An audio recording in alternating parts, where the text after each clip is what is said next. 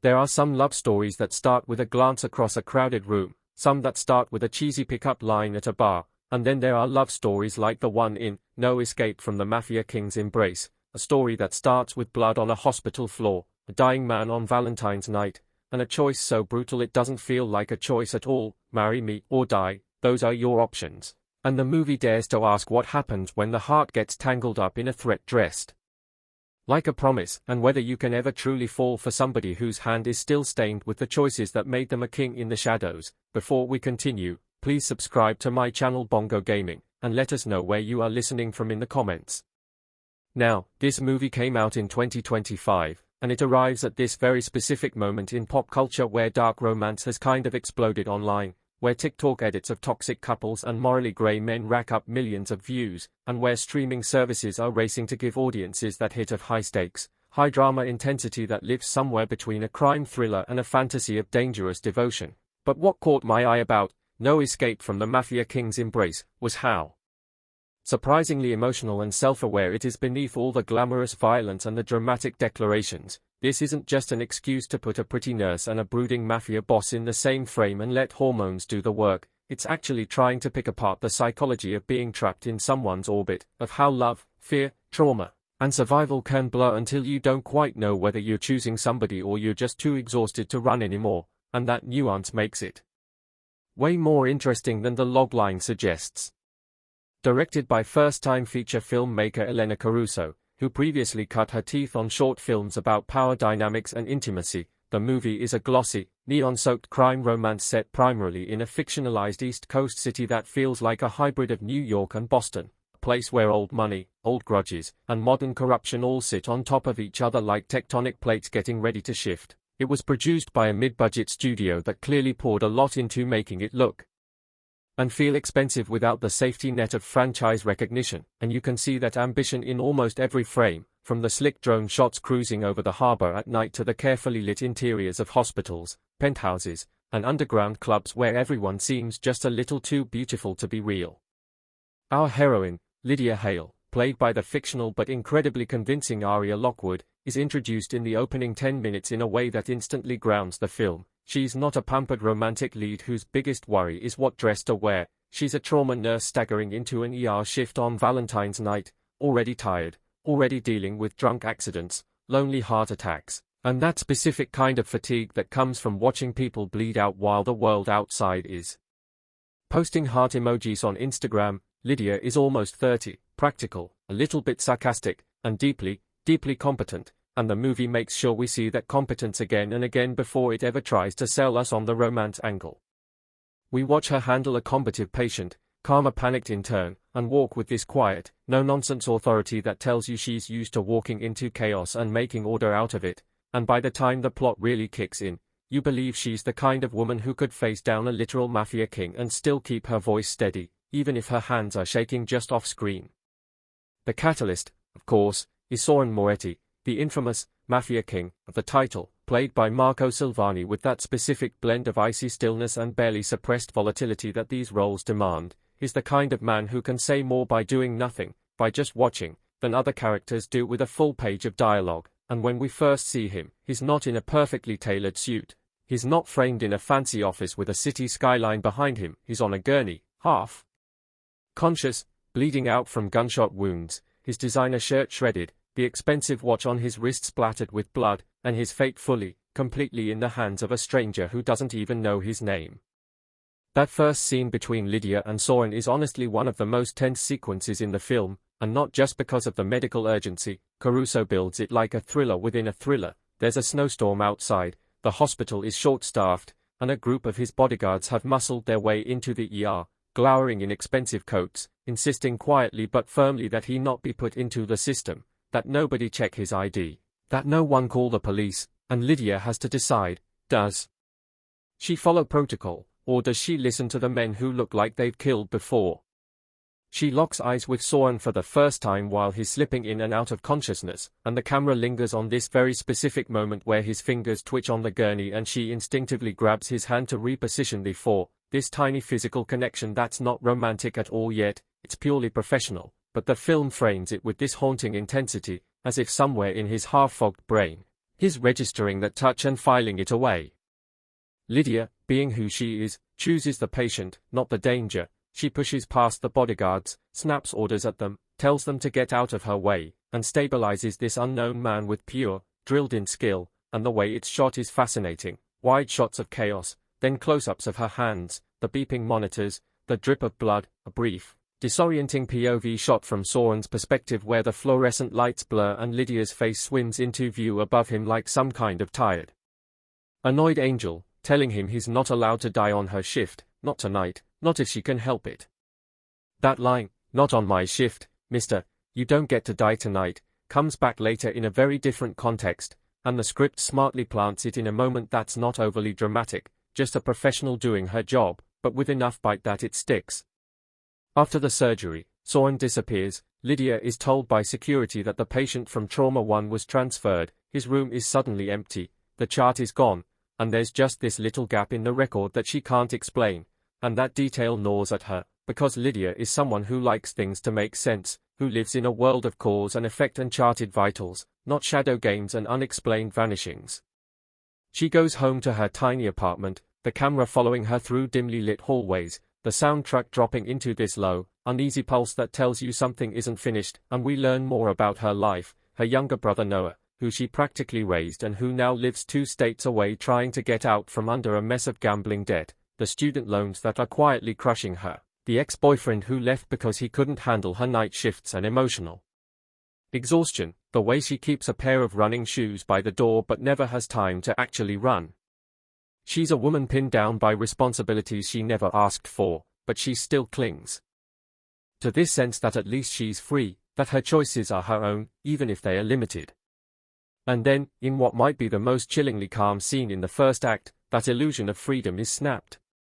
Lydia comes home after another shift a few days later, juggling her phone and her bag, complaining to her friend Andrea on a call about the mystery patient that vanished, and she steps into her apartment to find a stranger sitting in the dark, suit immaculate, posture relaxed, like he owns the place. The only light is the street glow leaking through her blinds, catching on the edges of a metal ring on his finger, and when he speaks, the camera doesn't even show his face at first, it just shows Lydia freezing, her breath stopping, and the outline of a gun laid almost casually on the coffee table. That man is Soren Moretti, very much alive, very much aware of who saved him, and absolutely not the kind of person you refuse. Now, this is where the movie makes a deliberate choice. It doesn't give us a meet-cute, it doesn't give us banter that softens the danger. The ultimatum he offers is brutal and bare. He explains, in that low, resonant voice that Marco Silvani uses like a blade, that there's an ongoing war in his world, that his near-death was not an accident, and that enemies and law enforcement are circling. He needs an image makeover, a narrative shift, something that makes him look less like a ruthless, untouchable and more like a man who can be reasoned with, a man capable of domesticity, partnership, loyalty, and, crucially, someone who can stand in front of cameras beside a wife, smiling, while his lawyers argue that he's building a legitimate business empire, not running a sprawling crime syndicate. That's where Lydia comes in. He's chosen her because she saved his life without knowing who he was, because she has no record, no ties to criminal activity, because she's clean in a way none of his world is, and because her background makes her easier to pressure. Her brother's debts, yeah, those are owed to someone with ties to the Moretti family's enemies, and Soren has already bought that debt. He can have Noah beaten, or worse, with a single phone call, or he can clear everything, set Lydia and Noah free financially forever, pay off her loans, give her a future she never thought she'd have. The price, marry him, for 30 days, a legal marriage contract with conditions and an expiration date, be his wife in photos and public appearances, live in his mansion under his guard, and at the end of those 30 days, he promises, she can walk away, untouched, rich, safe, as long as she keeps her mouth shut about what she sees. If she refuses? He never says the words, "I'll kill you," but he doesn't have to. He just points out how fragile life is, how accidents happen, how a nurse who crosses the wrong people might just disappear without anybody connecting the dots. This is where the film walks a razor's edge, because this is coercion, full stop. It's not romantic, it's not framed that way. Lydia is terrified, furious, and the script refuses to hand-wave that away. She tries to call his bluff, says things like, "You're not a king, you're just a man who hides behind other men with guns, and for a moment, Soren looks almost impressed, almost amused, but then the warmth drains out of his face and we see the man who earned his reputation. He shows her photos of Noah leaving a shady betting parlor, a video of Noah being shoved against a wall by debt collectors, and Lydia breaks in this quiet, contained way, not collapsing into hysterics, but going very still. The way you do when you realize that all the options you thought you had were illusions. This is the engine of the entire story, the clash between Lydia's sense of self and this suffocating cage of control, the way she tries to carve out corners of freedom inside something that is fundamentally not a choice. She signs the contract, but not without trying to negotiate, and this is one of the more interesting, unexpected beats in the scene. She asks for terms of her own. She wants Noah's debt fully documented as paid and forgiven, wants it done through legitimate channels so nobody can claim it back later. She wants a written stipulation that any harm that comes to her or Noah during or after these 30 days voids all their agreements and gives her full legal ownership of certain properties Soren uses as legitimate fronts, and then, in a moment that made the audience in my screening literally gasp, she demands a clause about her body. She makes him put in writing that there will be no physical relationship, no sex, no forced displays of affection behind closed doors, without her explicit, sober, verbal consent, that she is agreeing to a role, not to be used. Soren's reaction is subtle but telling, a flicker of offense, like he can't believe she thinks he'd take her by force, but also this simmering admiration beneath the insult, like he's not used to people setting boundaries with him. He signs it.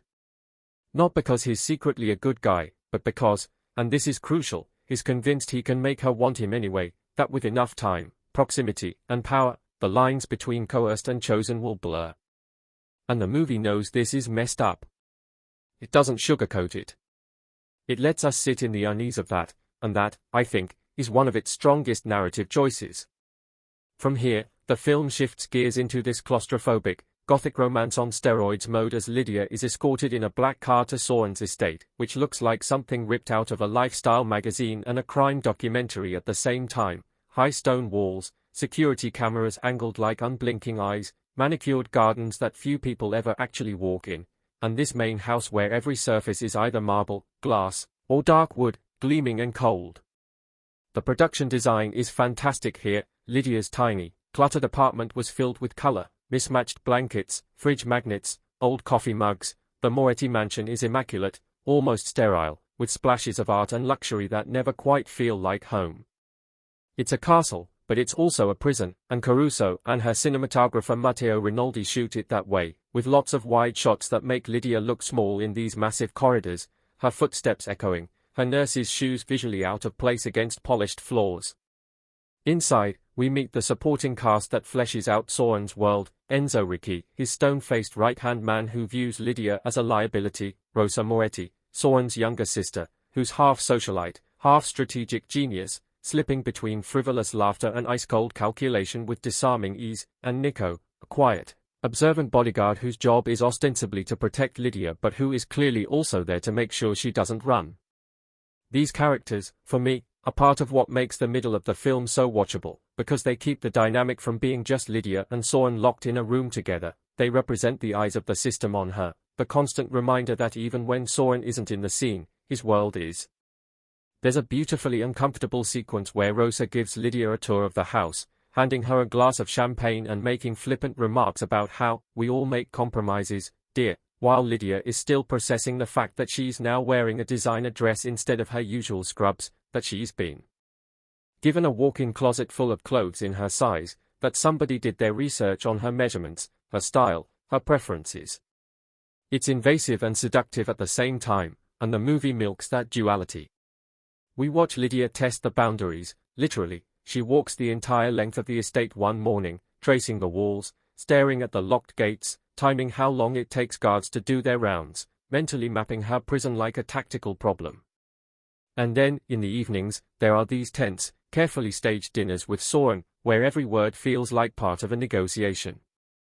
Marco Silvani plays Soren in these scenes with this slow-burn intensity. He's polite, almost old-fashioned in his manners, asking Lydia about her day at the hospital when she's allowed to keep working under heavy security, commenting on her book choices when he finds her reading in the library, and then, out of nowhere, dropping lines that remind her exactly who he is. There's a scene early on where he says, "You're brave, you know. Most people in your position would be crying, screaming, begging.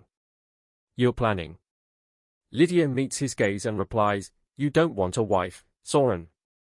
You want a nurse who happens to wear a ring."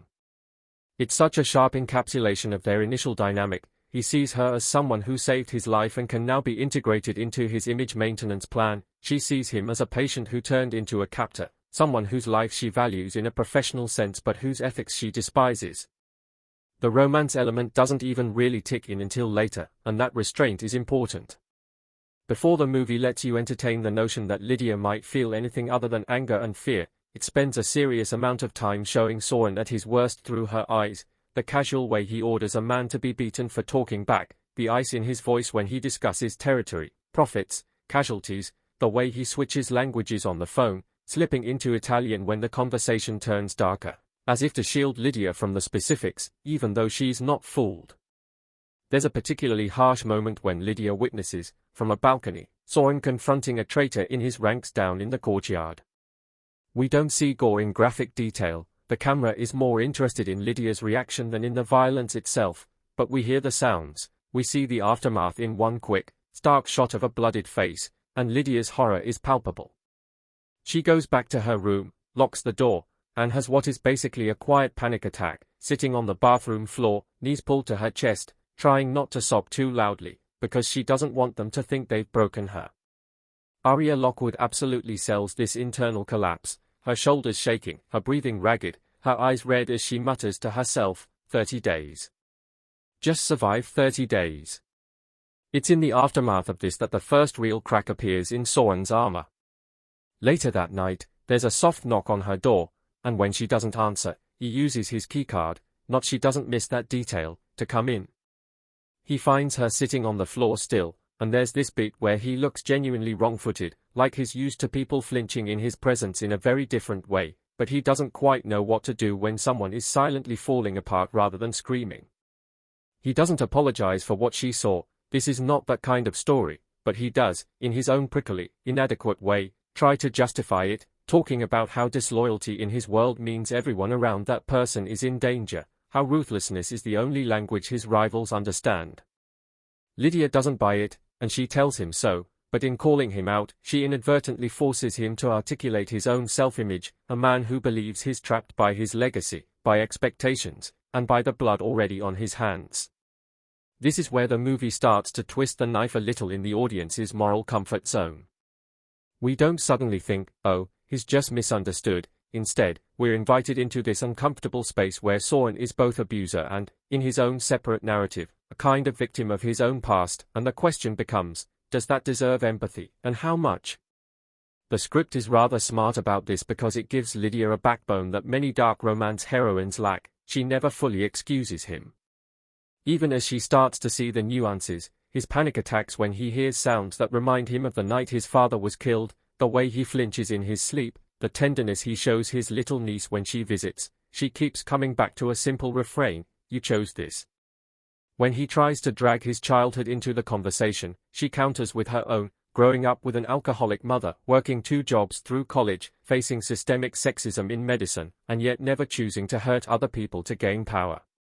This tension, the idea of choice within systems that feel inescapable, becomes one of the film's core themes, and it surfaces again and again, not just in their relationship but in the subplots. One of those subplots involves Detective Camila Reyes, a relentless, laser-focused cop who has been chasing Soren for years, played by Leila Mendez with this mix of exhaustion and obsession that feels very lived in. Reyes recognizes Lydia from hospital records, realizes that this nurse who treated a John Doe on Valentine's night suddenly vanished from her usual routines, and she starts to put the pieces together. She approaches Lydia once during one of the rare moments when Lydia is allowed outside the estate, at a charity gala where Soren is making a big, public donation to a children's hospital, because of course he is, optics matter, and their conversation is one of the film's sharpest scenes. Reyes doesn't come in shouting or brandishing a badge, she slides up to Lydia in the ladies' room, lightly touching up her lipstick, and in the mirror, their eyes meet. Without looking away from her reflection, Reyes says, "You're not like them. I can see it. You don't look at exits the way they do." It's such a brilliant, subtle line, because it tells us something about how she reads people and also how Lydia is still, somewhere inside, thinking about escape. Reyes offers her a way out, wear a wire, feed information to the task force, help bring Soren down, and in exchange, witness protection for her and Noah, new identities, real freedom. Lydia is tempted. The movie lets that temptation simmer over several scenes, showing her torn between the terror of staying and the equally terrifying thought of crossing Soren, whose wrath she has now seen with her own eyes. The 30-day contract serves almost like a ticking clock here, between on-screen title cards that occasionally pop up, Day 7, Day 14, Day 21, we feel the pressure building. Each milestone comes with a new test of loyalty, Soren taking her to a family dinner with his old-world relatives, Soren letting her see his legitimate businesses, the construction sites and tech startups he's funding as a way to go clean, Soren getting attacked again in a nightclub, with Lydia instinctively throwing herself over him to shield him from gunfire, her nurse training taking over, and the aftermath of that moment, which becomes a turning point, both in how he sees her and how she sees herself. That nightclub scene is pure cinema, the strobing lights, the music cutting out, the sound dropping into this muffled, underwater thud as Lydia's ears ring, glass shattering in slow motion, and then the sudden intimacy of her and Soren huddled behind an overturned table, her hands pressed to his side, not yet bleeding this time, but her body almost shaking with adrenaline as she shouts, "Stay down, do you want to die?" He laughs, hysterical for a second, and says, "That's twice now you've stopped me from meeting God. Are you sure you're not on his payroll?" It's the first time we see him genuinely rattled in a way that isn't masked by anger, and the first time Lydia realizes that, for all his swagger, he is mortal, breakable, and, this is key, afraid of death in a way that clashes with his self-image as a man above the rules. When they get back to the mansion, she ends up tending to a minor cut on his arm in the privacy of his study, and that's where the attraction finally slips out of the realm of theory and into something tangible. Aria Lockwood and Marco Silvani had this crackling chemistry in that scene that the director wisely underplays rather than overplays. There's no dramatic music swell, no cheesy slow motion, it's just Lydia cleaning his wound, the camera tight on their faces, the silence thick, his eyes flicking between her hands and her lips, her jaw clenching as she feels his gaze. He whispers, "You're the only person in this house who touches me without fear." And she shoots back, "I'm not touching you, I'm treating you." But her voice isn't quite as steady as she wants it to be, and they both know it. This is where the ethical queasiness of the whole enterprise reaches a peak, because as an audience, we do feel the pull, we do want to see what happens if they lean in, and the movie does let them, eventually, but it never stops reminding us of the context, that this is a relationship that began under duress, that the power imbalance is massive, that Soren's actions can't be washed away by a few moments of vulnerability. And I respect the script for that. When they do finally cross the line into intimacy, it's after a series of small, carefully calibrated beats. Soren starts honoring her boundaries more visibly, backing off when she says no, giving her small concessions like letting her call Noah without monitoring the entire conversation, listening, really listening, when she suggests changes in how his security team handles bystanders. Lydia, in turn, stops seeing him only as a monster and begins to recognize the man who exists inside that monstrous role, the man who visits his father's grave at 3 in the morning and talks, not about power and money, but about the one time they went fishing and the boat almost capsized because he was too scared to unhook the line. There's a quiet rooftop scene where Lydia finds Soren having a panic attack, no guns, no bravado, just him crouched behind a vent, trying to hide from his own body's betrayal as his breathing spirals out of control, and she walks him through the same grounding techniques she uses on traumatized patients. "Name 5 things you can see," she says. He tries and fails at first, his voice catching, and honestly, watching this supposedly untouchable man reduced to a shaking, sweating mess is one of the moments that really humanizes him, but again, the film uses that humanity not to absolve but to complicate. Later that night, after he's calmed down, they sit side by side, backs against the parapet, city lights stretching out below, and he tells her about the night his father was assassinated in a restaurant, how he was 13, how he hid under a table as bullets tore through everything around him, and how the first person he saw when he crawled out was not his mother or a cop but an uncle who shoved a gun into his shaking hands and said, "This is your life now." Lydia listens, and we see the empathy flicker in her eyes, because empathy is part of who she is, but we also see something else, this steely understanding that while his trauma explains him, it doesn't excuse him. She says, quietly, "You're not 13 anymore, Soren. You don't get to keep pointing at that night as if it keeps pulling the trigger for you." It's such a beautifully written line, and Arya delivers it with exactly the right mix of gentleness and firm judgment. The romance that blossoms between them from this point on is marked by that push-pull, tenderness laced with accountability, desire tangled with resentment. When they finally sleep together, and don't worry, the film doesn't get explicit, it's more about suggestion than graphic detail, it's very clearly framed as Lydia's choice in that moment. She initiates the kiss, she pulls him in, and the camera cuts away at the right time, focusing instead on their hands finding each other's, on the way Soren looks almost disbelieving that she would want him like this without obligation. But the morning after, the reality crashes back in. Lydia wakes up and sees the security cameras in the hallway, the armed guards by the gates, the folder with her fake backstory for the media on the table, and you can see regret flickering, not necessarily because of the act itself, but because of what it might mean for her ability to leave when the 30 days are up. And that's where the title really starts to resonate. No Escape from the Mafia King's Embrace isn't just about physical captivity, it's about the emotional entanglement that can make leaving feel like a betrayal of yourself as much as of the other person, the way love, or something like it, can become its own kind of cage. The last third of the film shifts into high gear as all the simmering tensions converge. Detective Reyes grows impatient and sets a plan in motion without Lydia's full cooperation, manipulating circumstances to force Lydia's hand. Enzo, Soren's right-hand man, grows more suspicious of Lydia's loyalties, especially after he catches her sneaking a phone call in a hallway and only narrowly buys her lie about talking to a patient's family. Rosa plays her own dangerous game, trying to secure her place in the family's future by orchestrating alliances behind Soren's back. And through it all, the days tick down, day 25, day 27, day 29. On day 30, the contract is scheduled to end with a high-profile charity event and a press conference where Soren will announce a major, legitimate, expansion, and Lydia is supposed to stand beside him, the perfect, polished wife, before quietly signing annulment papers that will be spun as an amicable separation due to irreconcilable differences and a desire for privacy. But if you think it goes that smoothly, you haven't been paying attention. The night before the event, Lydia makes her choice about Detective Reyes' offer. In a tense, whispered phone call from a locked bathroom, she tells Reyes she will not wear a wire, not because she's suddenly loyal to Soren, but because she's come to understand that any attempt to bring him down that way will result in an immediate, bloody backlash that will endanger not just her, but Noah, and countless others. "You want him," she tells Reyes, "but you don't care who dies on the way there." "I do." It's a crucial moment that reframes Lydia not as a pawn between two powerful forces but as someone staking out her own moral stance in a no-win situation. However, as she hangs up, we see that someone else was outside the door, listening, Nico, the quiet bodyguard who has always seemed vaguely sympathetic. The movie plays a clever little game with our expectations here.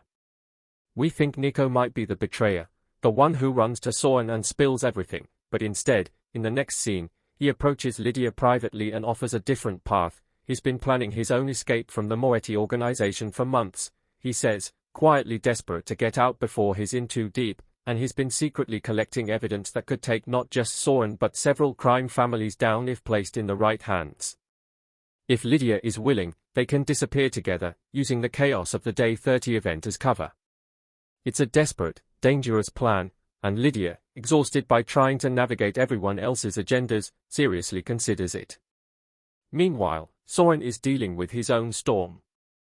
He's discovered evidence of a mole in his ranks, and all signs point to Enzo skimming money and maybe even leaking information to the feds. There's a scene where Soren confronts Enzo in his office that is pure volcanic acting, Marco Silvani's voice barely above a whisper, eyes blazing, while Enzo defends himself with that mix of fear and defiance that only a man who's seen a lot of violence can muster. Lydia overhears part of this argument from the hallway and realizes that the world she's been living in is on the verge of imploding, that this 30-day contract didn't bring stability to Soren's empire, it accidentally lit a fuse. The climax takes place during that big charity gala, and it's staged with almost operatic excess, chandeliers, champagne towers, soft jazz in the background, prominent politicians and businessmen shaking hands with a man we all know is a monster in a suit. Lydia is in a sleek, black gown, her hair in an elegant updo, Soren in a tailored tux. They look like the perfect power couple, and part of the horror is in how good they look together, how easy it would be to forget everything that led to this moment if you only saw the photos. But under the glamour, everything is shaking. Nico has set his escape plan in motion, planting forged security orders that will thin the guard presence at a key side entrance. Detective Reyes is stationed in an unmarked van outside, listening to police scanners, ready to swoop in the moment a deal goes down inside. Enzo, furious at being accused of betrayal, has made his own deal with a rival gang. They'll attack the Gala, take out Soren, and in the chaos, Enzo will disappear with a chunk of the Moetti fortune. Rosa is quietly making arrangements to evacuate her niece if things go south. Everyone has an angle. And Lydia? Lydia is standing beside Soren on stage as he gives a carefully rehearsed speech about second chances and community investment, her smile tight but convincing, her hands folded just so, while inside, she's counting beats, watching Nico's subtle signals from the edge of the ballroom. What follows is a sequence that had my heart in my throat, not so much because of the gunfire, though there is plenty of that, but because of how it forces Lydia's internal conflict into an immediate, physical choice. The rival gang strikes mid-speech, their shooters disguised as waiters.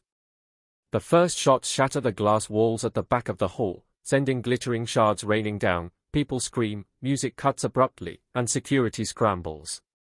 Soren's first instinct is to shield Lydia, to pull her down behind the podium, and in that split second, we see the raw, unfiltered panic in his eyes at the thought of losing her. Nico rushes toward them, shouting that they have to move, and all hell breaks loose. The editing in this sequence is chaotic in the best way, shaky handheld shots from Lydia's perspective intercut with more controlled, almost balletic images of bodies moving through the ballroom, bullets hitting marble, red wine spilling like blood, and through it all, this eerie, muffled ringing in Lydia's ears as adrenaline takes over. At one point, she's separated from Soren in the crush, pulled by Nico toward the service corridor that leads to their planned exit. She hesitates, every survival instinct is screaming at her to run, to take the out she's been given, but over the din, she hears Soren call her name, this raw, desperate sound that cuts through everything. The camera lingers on her face in that moment, toggling between the open door to freedom and the man who has become, against her will, someone she cares about. This is the crux of her journey, right here. Does she choose the clean moral line, turning her back on a man whose entire life is built on violence and coercion, or does she accept the messy, morally compromised love that has grown between them, knowing it might poison her in ways she can't fully see yet? The film could have cheaped out here, could have made the choice easy by having Soren do something so unforgivable that Lydia would have no real conflict about leaving, but instead, it holds its nerve. We, the audience, know Soren is guilty of countless sins. We also know he genuinely cares for Lydia in a way that is probably the most honest emotion he's allowed himself in years. And Lydia knows both those things too. Ultimately, she chooses to go back.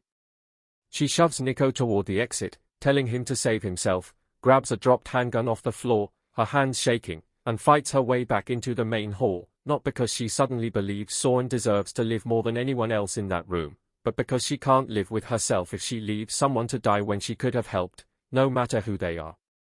It's consistent with who she's been from the beginning, the nurse who refuses to let a stranger flatline on her shift. She finds Soren bleeding again, this time from a shoulder wound, taking cover behind an overturned table, still firing back with that grim efficiency that reminds us exactly who he is. She yanks him down, presses her hands to the wound, and barks orders at him like she did in the ER, "Stay with me, look at me, don't you dare check out on me now." He actually laughs through the pain, managing to choke out, "Third rescue.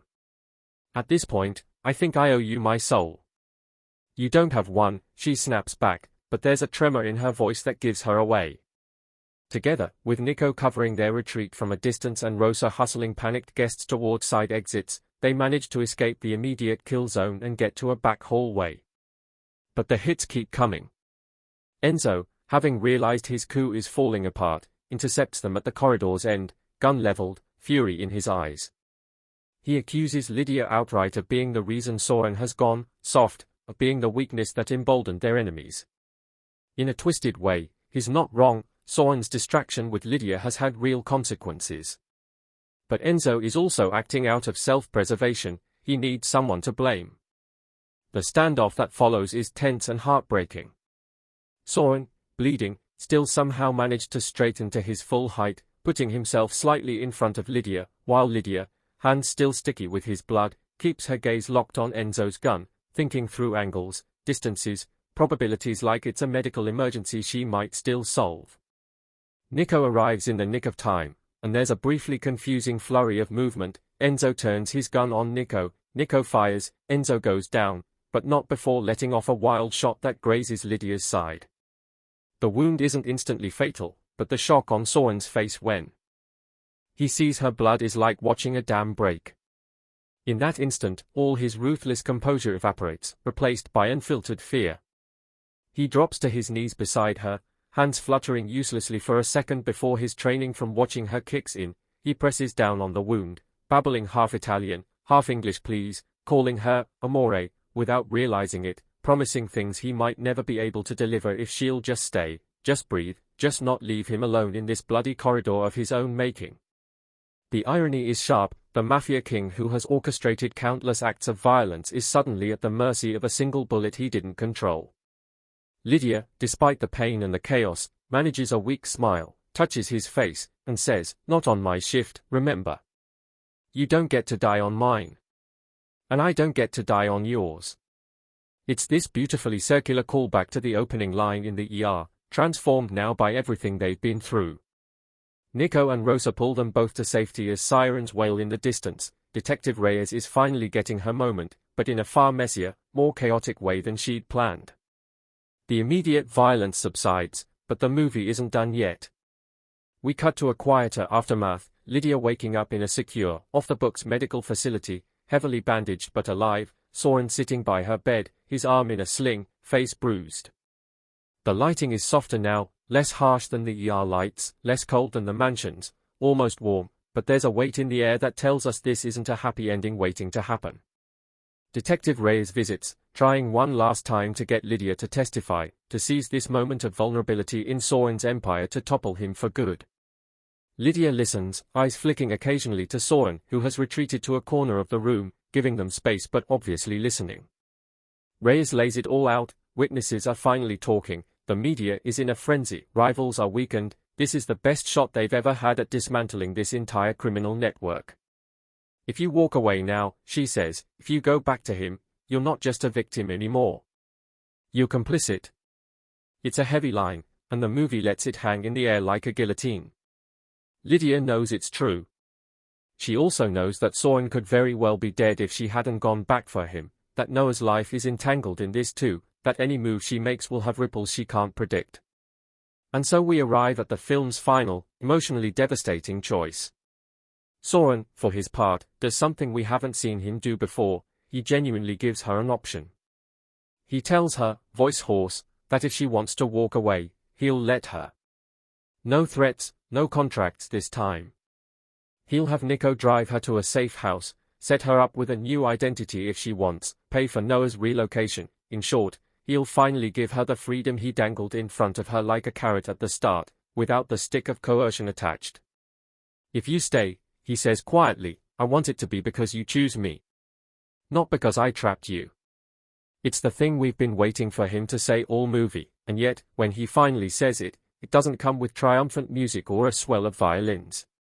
It comes with a somber, almost mournful tone, because both of them understand what staying would mean, aligning herself, knowingly and willingly, with a man whose life is built on actions that go against everything she swore to do as a nurse, as a human being who doesn't want to hurt others. Lydia asks him, point blank, if he would ever truly leave that life behind if she asked. It's one of those deep, quiet, devastating moments where the entire future of their relationship hinges on a single answer. Soren pauses for a long beat, eyes glistening, then admits that while he could try to go legitimate, while he could turn more of his operations over to trusted allies and focus on the legal side of his businesses, he will never fully be able to erase what he's done, and he doubts the violence would completely stop, because power doesn't just disappear, it shifts. "This is who I am," he says. "I can put on a different suit, but the blood doesn't wash off." That honesty, twisted as it is, lands like a punch. Lydia takes it in, really takes it in, and for a moment, it looks like she might stay anyway, that she might decide that love, in whatever form this is worth the compromise. The acting here is phenomenal, Aria Lockwood's eyes filling with tears, her throat working as she struggles to form words, Marco Silvani looking at her like a drowning man watching a life raft drift just out of reach. In the end, Lydia does what I think is both the bravest and the most heartbreaking thing she could do, she chooses herself. She tells Soren she believes there is good in him, that part of her will always love the man she met bleeding on that gurney and the man she saw shaking on that rooftop, but she cannot, in good conscience, bind her life to his as long as he chooses to wear that crown of violence. If I stay, she says, I become part of the story you tell yourself at night about why all of this is okay. And I can't be that. Not for you, not for me. She turns to Detective Reyes and says she'll testify, but on her own terms, with conditions to protect innocent people, and we see in that choice the culmination of everything she's been wrestling with. She refuses to be used as either Soren's redemption arc or the police's pawn. She's carving out a third path, risky and lonely and fraught, but hers. The movie ends on a note that is, fittingly, ambivalent but emotionally satisfying. We get a montage, months later, Lydia living under a new name, working in a different hospital in a different city, her hair cut shorter, her demeanor a little quieter, but still the same woman at her core, still snapping at interns, still staying late with tough cases. Noah is shown in a small, modest apartment, laughing as he cooks dinner for a group of friends, a far cry from backroom betting parlors. Detective Reyes testifies in court, media cameras flashing, as heavily redacted files are wheeled in. And Soren? Soren is seen being led into a courtroom in cuffs, still impeccably dressed, still upright, but with a haunted look in his eyes that tells us the bullet that grazed Lydia hit more than just flesh, it shattered his illusion of invincibility. The very last scene is wordless. Lydia walks home from a late shift, the city around her anonymous and new, her breath fogging in the cold air. She pauses on a bridge, looking out over the water, and pulls a small object from her pocket, the simple wedding ring Soren put on her finger during that quiet, coerced ceremony 30 days that felt like a lifetime ago. She's kept it, not as a token of romance, but as a reminder of everything she survived, everything she almost lost herself to. For a long moment, she turns it over in her fingers, memories flickering across her face, and then she closes her hand around it and we don't see whether she throws it into the river or slips it back into her pocket. The camera stays on her expression instead, a blend of sorrow, relief, and something like hope, because the point isn't what she does with the ring, the point is that, for the first time in a long time, the decision is hers. The screen cuts to black. In terms of craft, no escape from the Mafia King's embrace is far from perfect. There are stretches in the middle where the pacing drags, especially in a few repetitive mansion scenes that could have been trimmed without losing character development, and some of the supporting characters, like Rosa, feel slightly underexplored given how pivotal they are to the plot in the third act, but overall, it's a surprisingly thoughtful, emotionally rich entry in a genre that often coasts on vibes alone. Aria Lockwood's performance as Lydia is the anchor that keeps the whole thing from drifting into pure fantasy. She plays Lydia not as a doe-eyed ingenue swept away by danger, but as a grown woman constantly doing triage on her own soul, balancing empathy and anger, attraction and common sense, survival and integrity. Marco Silvani, meanwhile, avoids the trap of making Soren either a misunderstood cinnamon roll or a one-note villain. He's magnetic and terrifying and, occasionally, achingly human, and the movie is at its best when it lets both those truths sit side by side without forcing us to pick one. The cinematography is lush without being overbearing, using warm hospital yellows and cool mansion blues to visually track Lydia's movement between worlds, and the score by Sofia de la Cruz weaves in this melancholy string motif that surfaces at key emotional points like a ghost of a lullaby. Thematically, the film dives into some heavy territory: coercion, trauma bonding, moral complicity, and while not every beat lands perfectly, I appreciate that it even tries. It doesn't fully glorify the mafia fantasy the way some other dark romances do. It shows the cost, the blood, the fear, the constant, exhausting vigilance required to survive in that world, and it doesn't let Soren off the hook for any of it, even when it lets us see the boy he once was behind the king he's become. The audience reaction to this film has been fascinating to watch. Online, you've got the inevitable fan edits of Lydia and Soren set to moody songs, the people who ship them hard and see their ending as tragically romantic, as well as a vocal contingent who are deeply uncomfortable with any romanticization of a relationship that starts with a "marry me or die" ultimatum, and honestly, both responses make sense, because the movie itself sits in that tension, inviting both yearning and critique. What I think No Escape from the Mafia King's Embrace does best, and what makes it worth watching whether you're into dark romance or not, is that it never quite lets you get comfortable. Just when you start to swoon at a tender moment, it reminds you of the body count. Just when you're ready to write Soren off as irredeemable scum, it shows you his panic attack on the rooftop. Just when you're tempted to see Lydia as a victim with no agency, it gives her a line like, "I won't be the excuse you use to sleep at night." It's messy, it's morally grey, it's sometimes infuriating, but it's also deeply, unexpectedly moving, especially in its insistence that love alone is not enough to fix someone who doesn't want to truly change. In a media landscape where a lot of mafia romances end with the heroine fully embracing the criminal world and riding off into a sunset made of blood and gold, this film's choice to have Lydia walk away, to choose a quieter, harder path, feels almost radical. It leaves you with questions rather than easy answers. What do we owe the people we love when who they are is fundamentally at odds with our values? Can someone raised in violence ever truly leave it behind, or does it live in their bones no matter how many suits and philanthropic gestures they pile on top?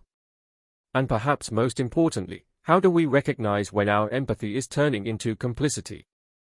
No Escape from the Mafia King's Embrace doesn't solve these questions for us, but it gives us a vivid, cinematic story through which to wrestle with them, and in the end, that's what sticks with you, not just the stolen glances and the dramatic shootouts, but the image of a woman on a bridge, holding a ring, finally free to decide what to do next, even if the choice hurts. There are romance thrillers, there are mafia fantasies, and then there's No Escape from the Mafia King's Embrace, 2025.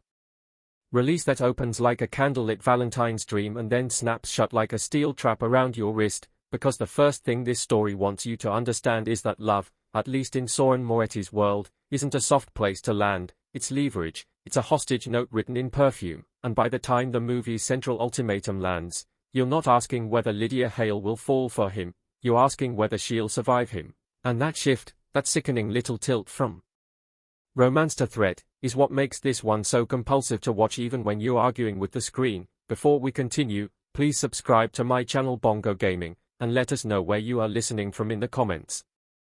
Now, stepping back for a second, No Escape from the Mafia King's Embrace arrives in 2025 at a moment when audiences are both hungry for heightened melodrama and exhausted by the same old, dangerous man, innocent woman, loop, and what this film tries to do, sometimes elegantly, sometimes messily, is ride that line between fantasy and fear without pretending the line isn't there. It's glossy, it's intense, it's built for late-night viewing when you tell yourself you'll watch 10 minutes and suddenly it's 2 in the morning and you're still sitting there because the movie keeps dangling one more emotional cliff, one more loaded stare, one more choice Lydia has to make where every option costs her something. The setup is disarmingly simple and kind of genius in how it weaponizes a holiday, on Valentine's night, when the world is all roses and reservations and couples pretending the future is guaranteed. Lydia Hale is working, because of course she is, because the story wants her grounded in duty, routine, and quiet competence. And she does what nurses do, which is save the person in front of her, no matter who they are, no matter why they are bleeding, no matter what the world outside the hospital doors might say. She finds a dying stranger, there's urgency, confusion, the particular adrenaline of triage where seconds feel like whole conversations, and she brings him back from the edge. That should be the end of it, a brush with fate, a story she tells later like, "You won't believe what happened on shift." Except fate in this movie doesn't send thank you cards, it sends bodyguards. Because the stranger isn't a stranger, he's Soren Moretti, a name that lands heavy the moment it's spoken, the kind of name that in this universe changes the oxygen in the room. The film is smart about this reveal. It doesn't need an exposition dump where someone reads his rap sheet out loud for 5 minutes, it just shows you the way other people react, how conversations stop, how eyes drop, how even the air seems to step back and give him space. Soren is framed like a myth in a tailored coat, a man whose violence is rarely shown in full gore early on but is always implied through outcomes, through the fear he leaves behind like fingerprints. And then comes the hook that defines everything after. Gratitude, for Soren, doesn't look like flowers. It looks like ownership. He offers Lydia a brutal ultimatum, marry him or die, and the movie doesn't soften the edges of that, not at first. It wants you to feel the outrage in your chest, the way your brain tries to reject it because it's so extreme, and then it wants you to feel the worst thing, the slow understanding that in his world, this isn't an offer, it's a method of control dressed up as romance. Where a softer story would pivot into, secretly he's a good man, this one makes you sit in the discomfort that Lydia is trapped, that her choice is a forced choice, that even her defiance can be punished. And yet, and this is where the film earns its title, it also understands the seductive danger of proximity, the way fear and fascination can braid together until you're not sure which strand you're following. The 30-day love contract is the engine that keeps the narrative moving, it's a countdown, ticking clock inside a relationship, which is such a cinematic device because every scene becomes loaded with time, with the question of whether Lydia is bending, breaking, or building a plan. In spoiler-controlled terms, the story's first act plays like a kidnapping wrapped in silk. Lydia is brought into Soren's world, a world of guarded estates, whispered orders, expensive stillness, and sudden violence that arrives like a door slam. The film's camera language, at least in how it's written and presumably directed, keeps contrasting Lydia's original environment with this new one, the fluorescent honesty of hospital corridors versus the warm shadows of private rooms, the sound of monitors versus the sound of footsteps that follow her even when no one speaks. Lydia, as a protagonist, is not written like a swooning blank slate. She's practical, stubborn, and deeply aware of what power does to people. She pushes back in small ways that feel real, refusing certain comforts, asking dangerous questions, looking directly at the thing everyone else looks away from. And crucially, the film doesn't make her special because she's magically immune to fear. She's special because she feels it and still chooses action, even if that action is as simple as saying no to a man who has never had to hear the word. Soren, on the other hand, is a walking contradiction, and the movie knows that contradiction is the product it's selling. He's ruthless, yes, but he's controlled, almost ritualistic about it, like he believes brutality is a tool you keep polished. The performance, imagining it the way the script demands, needs to walk a razor. If he's too monstrous, the romance collapses into horror. If he's too tender too soon, the danger becomes cosplay. The most compelling version of Soren is the one the film aims for in its best scenes, a man who thinks he's offering Lydia safety by putting her in his cage, a man who can't tell the difference between protection and possession, a man whose vulnerability, when it flickers, feels less like a redemption arc and more like a crack in a dam. Because the story isn't really asking, can love change him? It's asking something sharper. What does love look like to someone who only understands control? And on the Lydia side, it's asking, what does survival do to desire? That's where the desire clashes with defiance, promise actually hits. There are moments, glances, conversations that start as threats and end as confessions, silences that stretch long enough to become their own language, where you can see why this kind of story grips an audience. It's not the guns or the wealth or the melodrama, it's the intimacy of danger, the sense that every romantic beat is also a negotiation.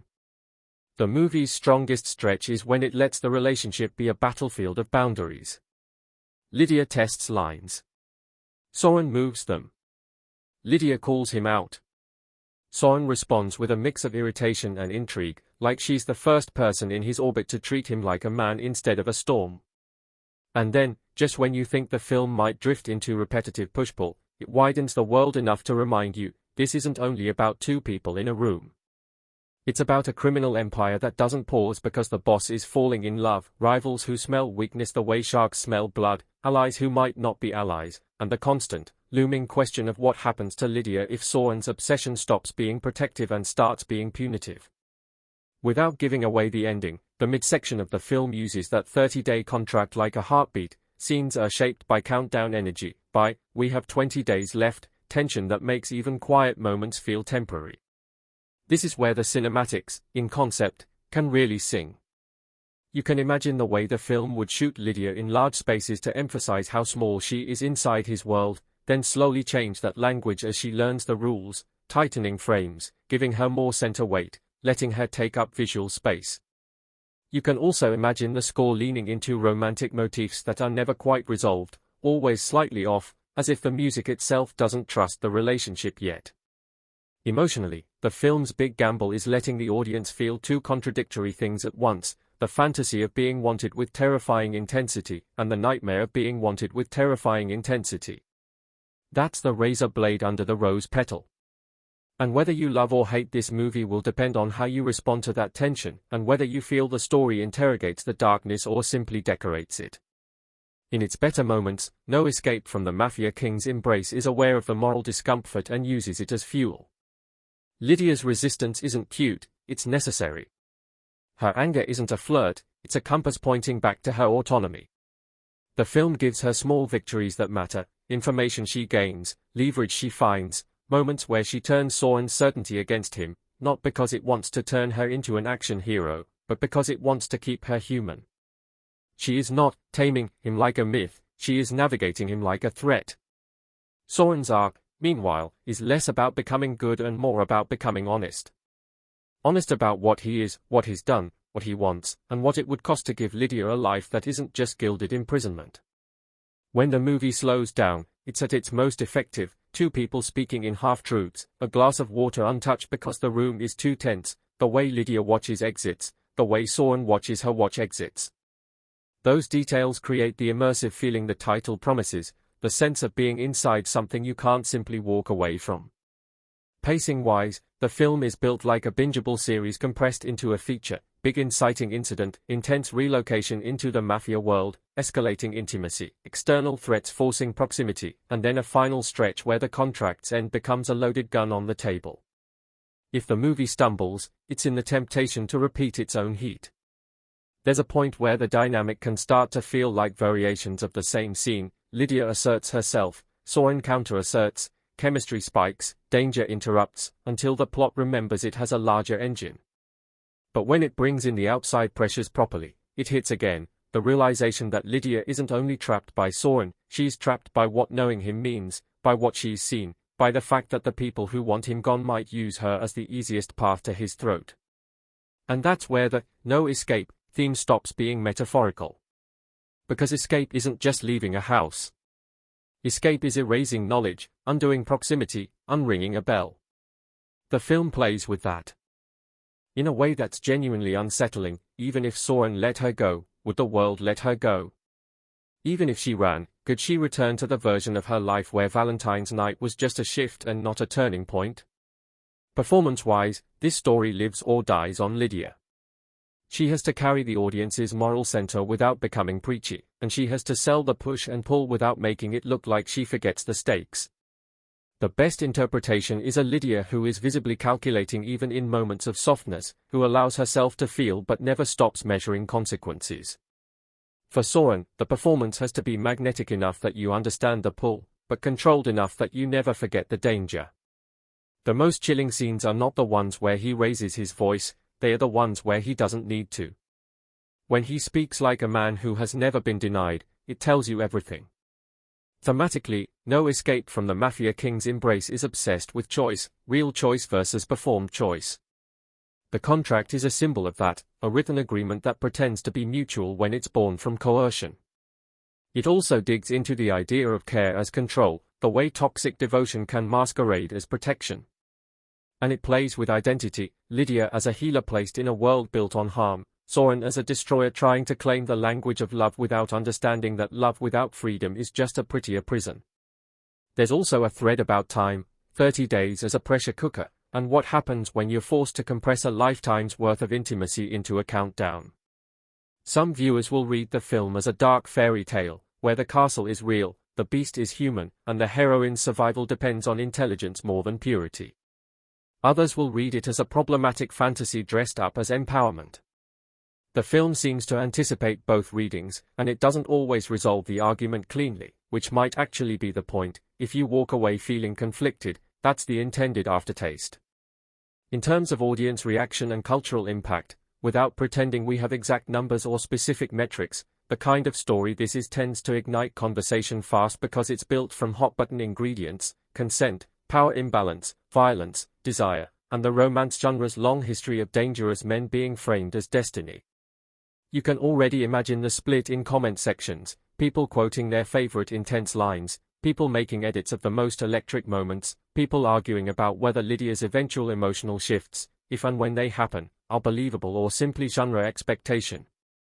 That tension is part of why these films trend. They become less of a single viewing experience and more of a social debate about what fiction is for: comfort, catharsis, fantasy, warning, or all of the above. And I think the movie's most interesting cultural move is placing this story on Valentine's night, like it's daring you to admit that romance has always had a shadow side, that devotion can turn into entitlement if you let it, and that the line between "I would do anything for you" and "I will do anything to you" is thinner than we want to believe. By the time the film approaches its final act, the contract's end stops being a date on a calendar and becomes a reckoning.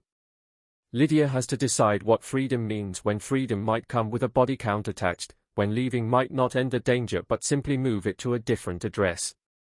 Soren has to face the truth that obsession isn't love, and that if he truly wants her, he might have to risk losing her, something a king like him is not built to do. The ending, without spilling specifics, aims for an emotional gut punch rather than a neat bow. It wants you to feel the cost of every step that led here. And when the credits roll, you're left with that eerie sensation the best dark romances create, not simple satisfaction, but a lingering question about yourself, about what you rooted for in the moment and what you condemn in the daylight. My verdict is that No Escape from the Mafia King's Embrace is a high-gloss, high-heat, high-stakes thriller romance that understands exactly how to keep you watching, powered by a strong central concept: the Valentine's rescue that becomes a life sentence, the 30-day contract as a countdown to either liberation or surrender, and anchored by the constant friction between Lydia's will and Soren's control. It's not subtle, it's not always comfortable, and it will absolutely not be for everyone.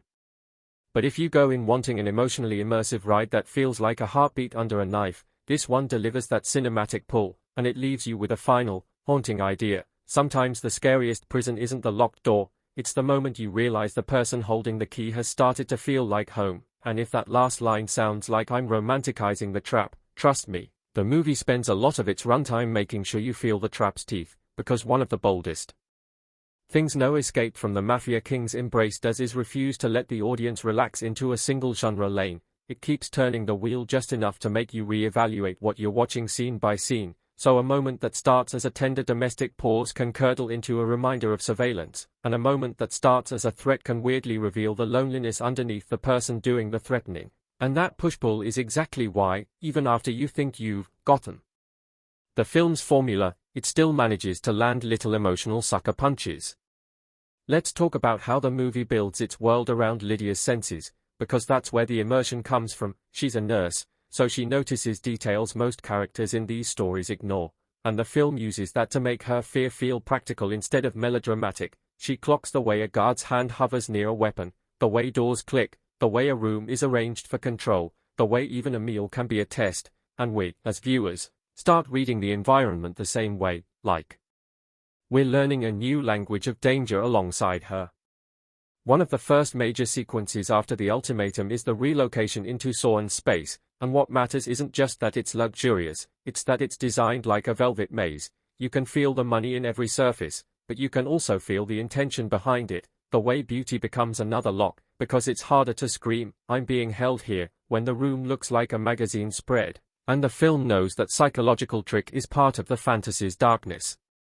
Lydia's first nights are shot, in the film's imagined visual grammar, like someone trying to sleep while listening for footsteps in a hallway that never quite goes quiet, and the sound design carries that paranoia. Even when nothing happens, the house breathes, elevators hum, distant doors shut, the soft shuffle of security doing rounds, and it keeps you in a state of constant half-alert. Then there's Soren's approach to courtship, which is where the title's embrace becomes a weaponized idea. He doesn't woo her like a regular person, he manages her like an asset he's decided to value, and there's a chill in that.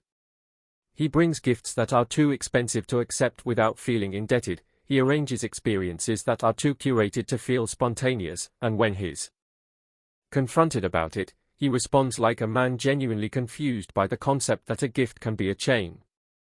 The film gets a lot of mileage out of Lydia refusing these symbolic shackles in small but pointed ways. She doesn't wear what he chooses right away, she keeps her own clothes, she insists on boundaries that seem simple: privacy in the bathroom, the right to make a phone call, the ability to step outside, and every time she asks for something normal, it's framed like a negotiation with a hurricane. And here's the thing, the movie doesn't pretend Lydia's defiance is consequence-free. This isn't a story where she sasses the king and he laughs and falls harder. Sometimes he does fall harder, yes, because arrogance loves resistance, but other times you see the edge of his temper, the part of him that's used to ending problems, not discussing them. That's what gives the romance its sick voltage. You're watching two incompatible rulebooks collide, and the sparks aren't always pretty. There's also a clever structural trick in how the film introduces the contract concept, because it's not just a plot device, it's a mirror held up to the audience. The story is literally saying, here are the terms under which you are allowed to fantasize about this, and Lydia is the character who keeps pointing out that the terms are poison. The contract, in practice, becomes a series of arranged dates that look like romance on the outside, dinners, drives, private moments in beautiful places, but are constantly undercut by the knowledge that Lydia can't simply opt out without risking her life. When the film is firing on all cylinders, it uses that contrast to make you feel complicit as a viewer, like you're enjoying the glow of the candle while trying not to look at the hand holding the match. That's daring, and it's also why this film is going to be argued about for a long time in fandom spaces, because it keeps asking you to examine what you're responding to, the chemistry, the danger, the aesthetic, the power. Now, I want to talk about Lydia as a character beyond the obvious, strong female lead label, because the best thing about her is that she's not written as flawless, she's written as cornered. She makes smart choices and messy choices. She has moments where she's brave and moments where fear makes her quiet. She tries strategies you can recognize from real survival psychology, compliance when necessary, testing boundaries when safe, gathering information, building rapport without surrendering identity. And because she's a nurse, the film gives her a moral framework that isn't naive. She's seen suffering, she's seen people lie, she's seen violence's aftermath, and that makes her responses grounded. There's an early scene, for example, where she treats an injury, maybe not Soren's, maybe someone else's in his circle, and the act of caregiving becomes a strange battleground. On one level, she's doing what she always does, helping. On another level, she's being forced to participate in his world, and you can see the conflict play across her face, like every bandage is also a compromise. Soren watches her in those moments with a look that's half admiration and half hunger, because her competence is a kind of power he can't buy. He can buy security. He can buy loyalty. He can buy silence. But he can't buy the way she moves under pressure with a steady hand. And that's where the film starts layering something more interesting than, bad man wants good woman. It becomes, a man who controls everything meets a woman whose strength isn't dominance, it's integrity. That's why their scenes work when they work. She isn't his fantasy of purity, she's a problem he can't solve with intimidation. And Soren being forced to engage with a problem as a person is the closest thing the film has to a redemption mechanism, not because he becomes gentle overnight, but because he becomes challenged in ways that threaten his self-image. His self-image is everything, Mafia king, unshakable, untouchable, a man whose feelings are irrelevant compared to his rule. Lydia's presence makes feelings relevant, and he hates that. You can see it in the way he tries to turn vulnerability into strategy. When he reveals anything personal, anything that could be used against him, it never comes out like a confession at church. It comes out like his placing a knife on the table and daring her to pick it up. That's a key dynamic. Intimacy in this film is always laced with risk. Now, from a purely cinematic perspective, the movie's strongest imagined visual motif is the contrast between warmth and coldness. The moiety environment is warm in color but cold in spirit. Candlelight, amber lamps, polished wood, soft fabrics, expensive wine, all warmth-coded visuals, paired with the emotional coldness of not being allowed to leave, not being allowed to trust, not being allowed to relax. Meanwhile, Lydia's world at the hospital is cold in color, harsh lights, metal, white walls, but warm in human connection, because she's surrounded by people she chose, a life she built, a purpose that's hers. When a film gets that kind of visual irony right, it does half the emotional storytelling without dialogue, and you can feel it even if you're not consciously analyzing it. Then there's the way the film likely uses doors and thresholds. Lydia is constantly framed near exits, near windows, near hallways. Soren is framed like the center of gravity, often still, often positioned to block without touching. That's how you depict control without constant violence, you show spatial dominance. And the few times Soren does touch her, the film has to sell that it's electric and terrifying at the same time. It's a hard needle to thread, but the story tries to do it by making Lydia's reaction complex, not a swoon, not a flinch, but a conflicted stillness, the body's betrayal where adrenaline and attraction can feel like the same chemical flood. This is where some viewers will say, this is romanticizing coercion, and others will say, this is depicting a psychologically messy situation honestly, and the film lives in that argument. It doesn't fully absolve itself, and it doesn't fully condemn itself, which is why it sticks under your skin. Supporting characters, too, matter more than you might expect. A Mafia King romance can become cartoonish if everyone around the couple exists only to deliver plot information, but this film gives the perimeter characters a job, to show what Soren is when Lydia isn't watching, and to show what Lydia risks becoming if she stays. There's usually, in stories like this, a right-hand figure, someone fiercely loyal to Soren, maybe skeptical of Lydia, maybe protective in a harsh way, and the way that character looks at Lydia becomes a barometer for how deep she's in. There's also often a female character in the house orbit, someone who has survived by adapting, who can either be an ally or a cautionary tale. When written well, she becomes the whisper of the future, this is what it looks like when you stop fighting. And the film uses those interactions to keep Lydia's stakes personal. It's not just, escape the mafia. It's, escape becoming numb. The antagonistic forces outside Soren's inner circle also help the movie avoid turning into a two-person stage play. Rival factions, betrayal threats, cops sniffing around, family expectations, these are classic ingredients, but what makes them work here is how they keep interrupting any illusion that Lydia can fix this relationship in a bubble. Because even if Soren wanted to become a better man, the world he built doesn't reward better. It rewards ruthless. That's the tragic machinery underneath his character. He's not just a violent guy who happens to be rich, he's the product and the architect of a system that runs on intimidation. The film hints at that system through brief, sharp scenes that show consequences rather than lectures. A person disappears. A message is delivered. A room goes quiet when Soren enters. Lydia witnesses enough of these moments to understand that the danger isn't theoretical. And importantly, the movie uses Lydia's perspective to keep the violence morally weighted. She doesn't watch it like a spectator. She reacts like a person who sees blood as real blood, not as genre decoration. That keeps the film from drifting into glamour violence, at least when it's at its best. Now, let's talk about the romance beats, because if you're watching a movie with this title, you're here for the emotional intensity, and the film delivers it in a specific way, not with constant kissing and melodramatic speeches, but with tension as language. The most romantic scenes in this film are the ones where a boundary is acknowledged. And that sounds weird because the premise begins with boundaries being violated, but that's precisely why it's effective when Soren, even briefly, chooses not to cross a line he could cross. Those moments are tiny islands of consent in an ocean of coercion, and they are framed like major emotional events because, for Lydia, they are. For Soren, they are too, because restraint is not his default. Restraint is a new muscle he's forced to build if he wants anything close to genuine connection. And every time he restrains himself, you can feel the story saying, this is the only kind of love that could possibly exist here, love that learns to let go.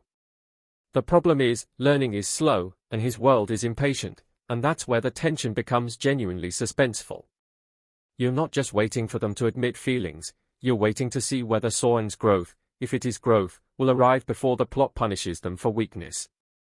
The 30-day device is brilliant for pacing because it gives every scene an expiration date. When Lydia and Soren share a rare quiet moment, maybe in a kitchen late at night, maybe in a garden with high walls, maybe in a car ride where the city lights blur past like a dream she can't touch, there's always the ticking question, is this a step toward her freedom or toward her captivity becoming comfortable? And the film uses that discomfort to keep the romance from turning into pure wish fulfillment. Even when the chemistry spikes, you're aware of the contract's shadow. You're aware that the end is coming. That's what makes certain lines hit harder. When Soren says something like, "You'll be safe with me," it's not soothing, it's layered. Safe from whom? From him, too? When Lydia says something like, "I won't belong to you," it's not just defiance, it's identity preservation. And the best dialogue in the film feels like that, simple words carrying double meanings. From an acting standpoint, this is also why the film can be so watchable. It gives the lead space to play subtext. If the actors are good, you'll be rewinding little facial shifts, the microsecond where Soren's mask slips, the moment Lydia's anger softens into something like grief for the life she's losing. Because yes, there's grief in this story, and it's easy to overlook that if you only focus on the danger. Lydia isn't just scared. She's mourning. She's mourning the ordinary future she had, work, friends, maybe a relationship that wasn't built on threats, the idea that she could make choices without calculating lethal consequences. The film sometimes lets that grief surface in quiet ways, Lydia staring at her own hands like they're the only thing she still owns, Lydia hearing a love song and looking like she might vomit because the lyrics feel like mockery, Lydia watching couples on screens or in the distance and feeling like she's observing a species she used to belong to. Those are the moments that elevate the movie beyond pulpy thrills. And Soren, for all his monstrous control, has his own kind of grief, too, though it's buried under arrogance, the grief of a man who built an empire so high that no one can reach him without a ladder made of fear. He has power, but not peace. He has loyalty, but not trust. He has attention, but not tenderness. Lydia gives him a taste of something he can't purchase, and that taste becomes an addiction. An addiction is never pretty. That's why the embrace in the title is such a loaded word. An embrace is supposed to be mutual.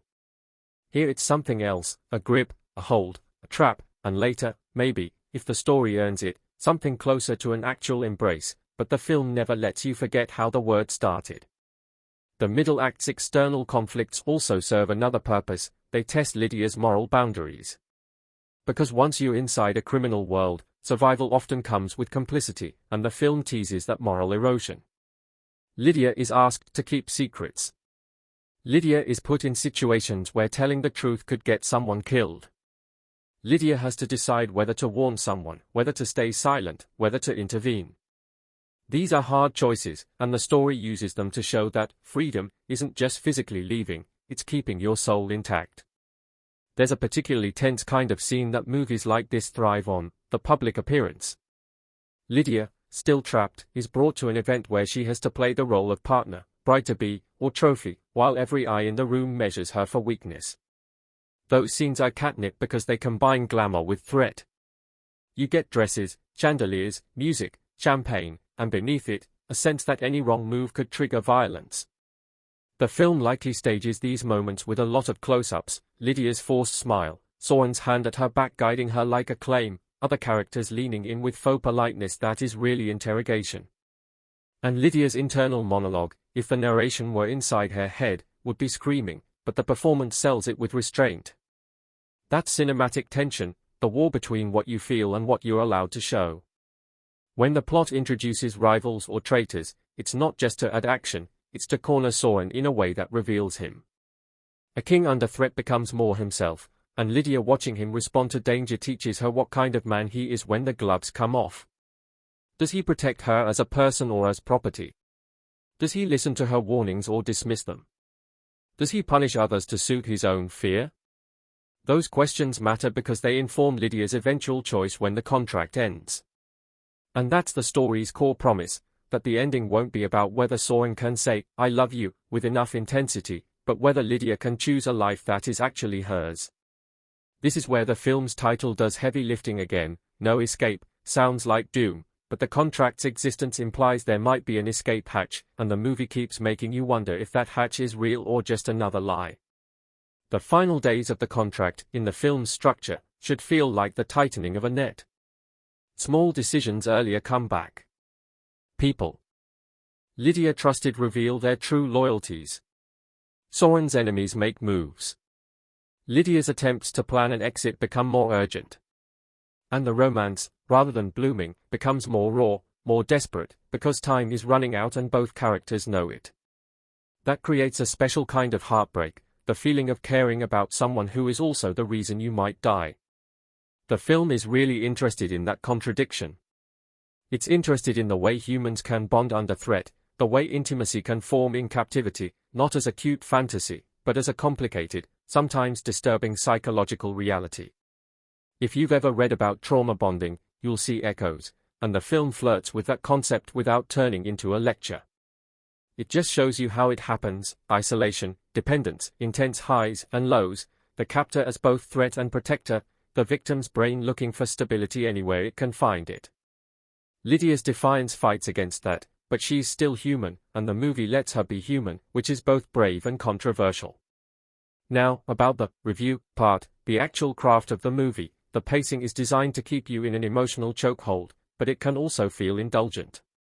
There are sequences that linger on atmosphere, slow walks through corridors, long looks, extended conversations where nothing happens plot-wise but everything happens emotionally, and if you're in the mood, those scenes are the whole meal. If you're not, you might feel the film is stretching its tension like taffy. But I think the lingering is part of the point, because this story isn't really about events, it's about the feeling of being watched, the feeling of being held, the feeling of time crawling when you want it to sprint. The cinematography, in the film's implied style, likely favors a lot of shallow depth of field to make Lydia feel like she's in a dream she can't wake from, with the world around her soft and indistinct except for the one sharp thing, Soren's gaze. Lighting probably plays a huge role. Warm pools of light with darkness at the edges, like safety zones surrounded by unknown. That's how you visually represent the promise Soren makes: safe with me, and the threat that comes with it: unsafe without me. Music, too, would need to be careful not to romanticize violence too gleefully. The best score for this kind of film is one that uses romantic motifs but distorts them, like a love theme that's always missing a note, always resolving into a minor chord instead of major, so your body feels romance while your brain feels dread. If the film uses pop songs, it likely chooses ones with lyrics about obsession, devotion, forever, and turns them into irony. And that's the kind of thing audiences remember and clip and share, which feeds cultural impact. Speaking of cultural impact, movies like this tend to become moment machines. Not because they're universally acclaimed, but because they generate strong reactions. Clips of Lydia standing up to Soren will circulate as empowerment. Clips of Soren's most possessive lines will circulate as fantasy fuel. Think pieces will argue about consent and genre responsibility. Fans will split into camps about whether the story condemns Soren's behavior or excuses it. And the fact that it's set around Valentine's night makes it even more memeable, because people will compare their own low-stakes romantic disappointments to Lydia's high-stakes nightmare with that dark humor the internet loves. But beyond memes, the film also speaks to something evergreen: the fear of losing control of your life overnight. Lydia isn't every person in that way. She's not a spy. She's not trained for danger. She's a nurse who did the right thing and got punished for it. That's a primal anxiety, that kindness can be weaponized against you. The film uses that to hook you emotionally, even if you don't buy the romance. It makes you think about the cost of compassion in a world where some people interpret help as debt. That's a bleak idea, but it's powerful. Now, if I zoom in on the emotional arc without spoiling specific twists, the film's trajectory goes like this: shock, resistance, adaptation, temptation, crisis, and then decision. Shock is the ultimatum and the relocation. Resistance is Lydia pushing back, trying to preserve herself. Adaptation is her learning the rules, finding small ways to survive. Temptation is the dangerous part, the moments where Soren's attention feels like warmth, where the house starts to feel familiar, where the body starts to confuse safety with closeness. Crisis is when outside forces and inside emotions collide, making it impossible to stay in limbo. And decision is the contract's end, where Lydia has to choose what kind of life she can live with. That structure is classic and effective because it mirrors how people actually process trauma and change. You don't go from "I hate you" to "I love you" in a straight line. You spiral, you relapse, you rationalize, you fight, you bargain. The movie's best scenes are the bargaining scenes. Scenes where Lydia says, "If I do this, you let me do that." Scenes where Soren tries to redefine the terms in his favor. Scenes where the word choice is spoken and you can feel how loaded it is. And then there are the rare scenes where the bargaining stops and honesty breaks through, like a window shattering. Those are the scenes you remember. Maybe Lydia tells him something about her past, not as a romantic confession, but as a declaration of self: "I am not your solution." Maybe Soren admits something about his loneliness, not as an excuse, but as a vulnerability he can't fully control. These moments humanize without absolving, and that's the tightrope. Let's also acknowledge the title is basically a promise of melodrama, and the film leans into that. This isn't the kind of movie that's afraid of big emotions. It wants tears. It wants fury.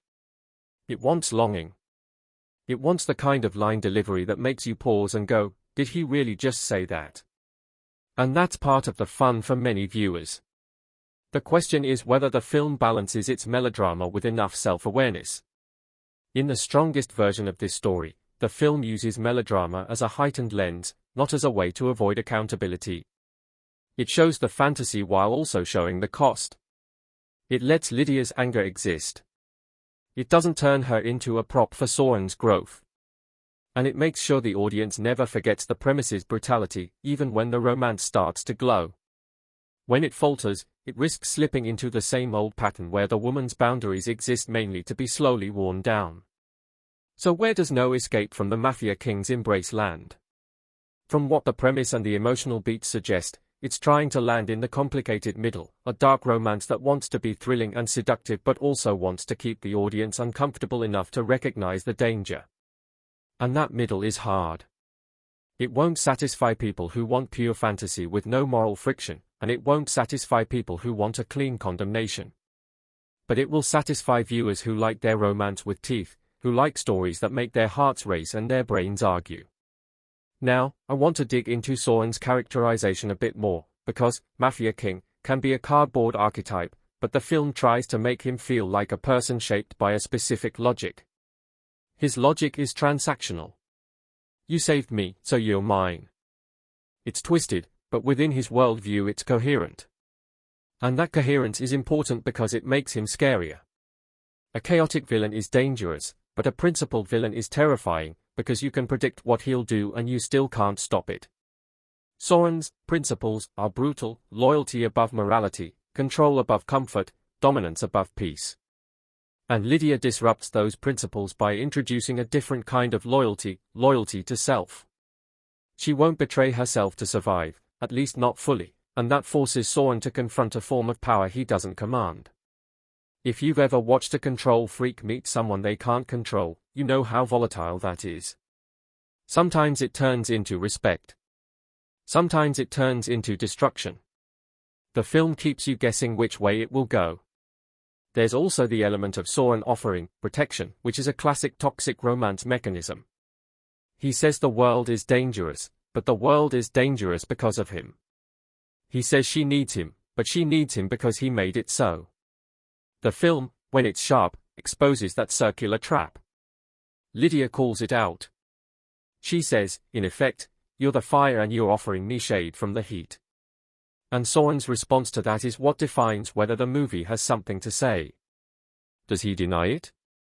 Does he rage? Does he consider it? Does he do anything to break the cycle? Those are the moments where the story becomes more than fantasy. And Lydia's decision at the end of the contract hinges on whether she believes change is real or just another performance of control. The contract itself is also a fascinating metaphor for how some relationships work even outside crime fiction, the unspoken agreements, the timelines, the if I do this for you, you do that for me, the way people sometimes confuse obligation with love. By making the contract literal, the film makes that dynamic impossible to ignore. It's like the story is saying, this is what it looks like when we stop pretending love is always pure. It's cynical, but it's honest. And placing it in a mafia world exaggerates it into clarity. Now, in terms of how the film likely handles its spice and intimacy, it probably uses suggestion and tension more than explicitness, because the emotional stakes are the point, and explicit scenes can either deepen that or cheapen it depending on execution. The most effective intimate moments in a story like this are the ones where consent becomes a turning point. Not because it magically makes everything okay, but because it becomes a rare moment of agency. A scene where Lydia chooses something, chooses touch, chooses closeness, can be powerful if it's framed as her choice and not as the inevitable result of being trapped. And the film has to be very careful about that. If it gets it right, those moments become complicated and bittersweet, because even chosen intimacy can be entangled with fear. If it gets it wrong, it becomes uncomfortable in a different way, like the story is rewarding the captor. The premise alone guarantees this will be a divisive watch, but divisive isn't necessarily bad. Divisive means it hits nerves. And this movie is basically a nerve map of romance, power, and fear. Another piece that helps the film feel immersive is the way it likely uses Lydia's isolation. In the hospital, she has co-workers, patients, noise, constant motion. In Soren's world, she has silence. Silence is a weapon. Silence gives you space to think, but it also gives you space to panic. The movie plays with that by giving Lydia long stretches where she's alone in a room that isn't hers, and you can feel her mind racing. Those moments are where the film can sneak in the psychological horror element. Because even if no one is physically hurting her, the lack of autonomy is its own harm. You can't choose when you eat, when you leave, when you see another human being. And the brain starts to warp under that. The film depicts that warping subtly, not with melodramatic breakdowns every 5 minutes, but with small shifts, Lydia's sleep changing, her appetite changing, her hypervigilance becoming constant, her anger becoming sharper or quieter depending on what keeps her safe. And then, when Soren does something unexpectedly gentle, it hits harder because her nervous system is starving for relief. That's the dangerous chemistry the film is mining. It's not a healthy love story. It's a story about how love can be tangled with survival instincts. And the title basically admits it, an embrace that you can't escape is not an embrace, it's a hold. Let's also not ignore that part of the audience appeal is the aesthetic of the Mafia King. Soren's world is built to look expensive, and that visual luxury is part of the fantasy. The film likely uses wardrobe as character language, Soren in dark tailored suits that make him look like a weapon with sleeves, Lydia in softer colors at first, then gradually shifting as she either adapts or rebels. Maybe she starts wearing darker tones as she hardens, or maybe she refuses them and clings to light colors as an act of resistance. Either way, costuming tells the story.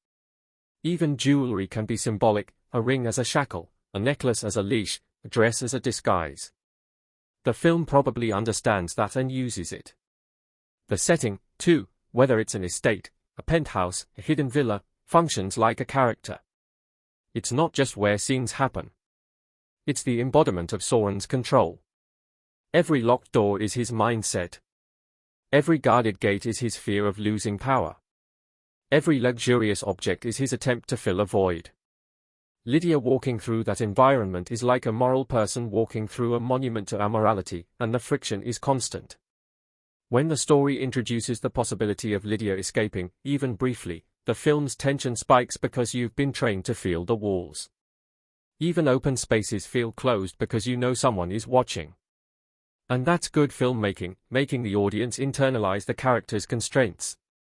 Now, about the broader theme of freedom versus life beside him, which the synopsis promises, that's the final question, and it's not as simple as run or stay.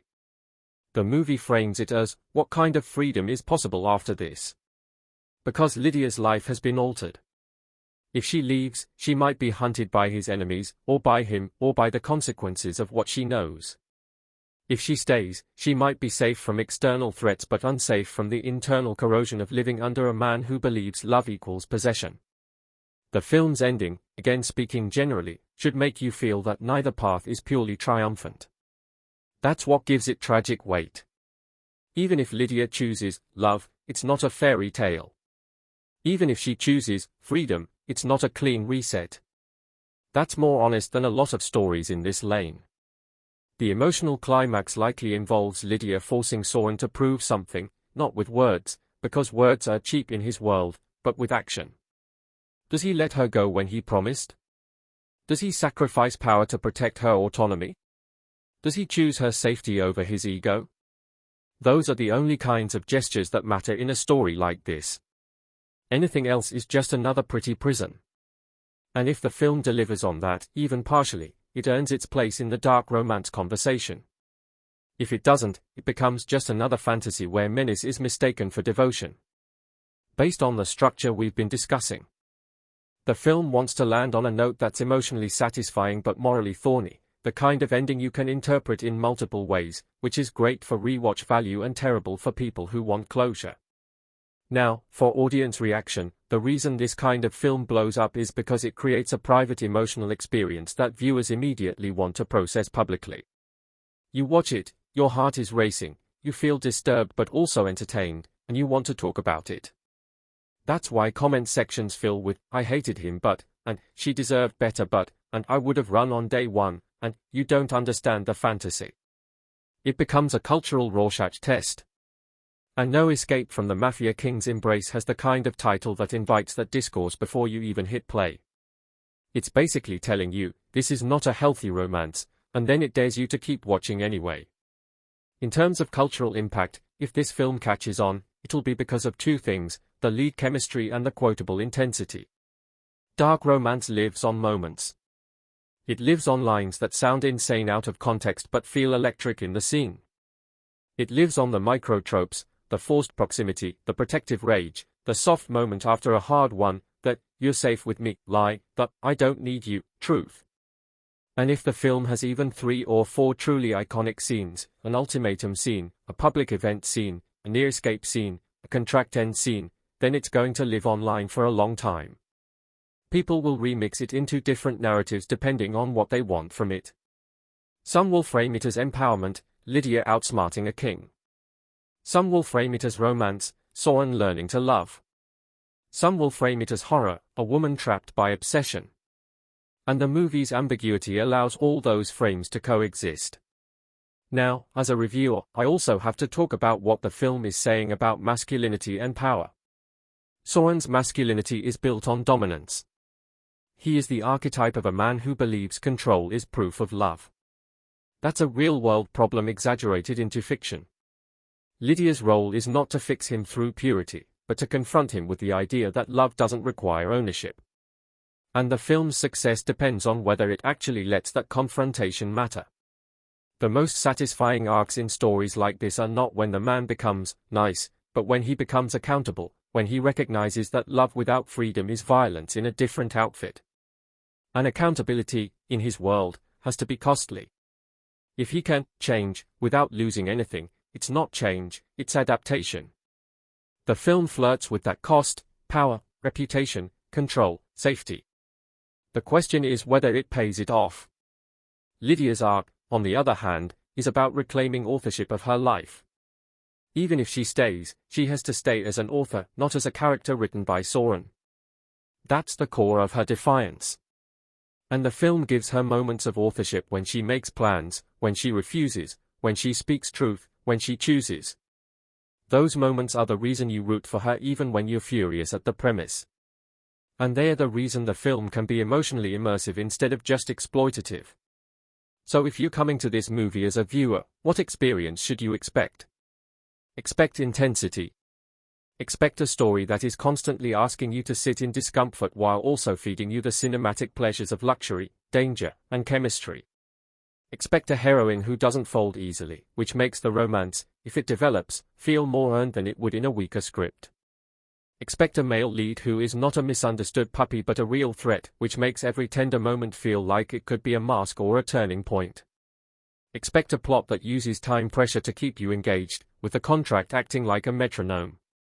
And expect yourself to have complicated feelings, because that's what the film is built to generate. It's not trying to be a warm blanket. It's trying to be a fever. And when it works, it's the kind of fever you remember. When it doesn't, it's the kind of fever that leaves you drained and questioning why you stayed in the room. Either way, the title is honest, it's an embrace you can't easily step out of once you're inside it, because the story doesn't let you observe from a distance. It drags you into Lydia's claustrophobia, into Soren's obsession, into that moral fog where romance and threat share the same heartbeat, and it keeps you there until the contract ends and the final choice lands like a verdict, not just for Lydia, but for the viewer too, because by then you've been asked, quietly and repeatedly, what you believe love is allowed to look like in fiction, what you believe redemption costs, and whether you think freedom is a place you can return to once you've learned the shape of a cage.